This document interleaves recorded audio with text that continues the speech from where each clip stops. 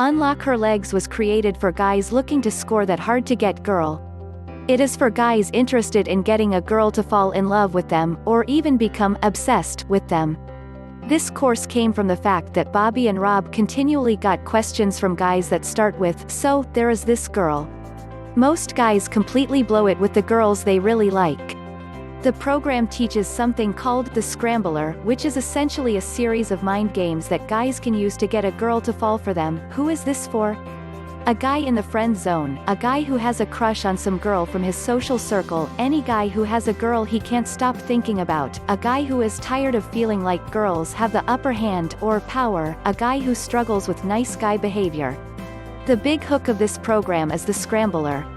This is mind game based on psychological effects designed to trigger specific reactions in a girl.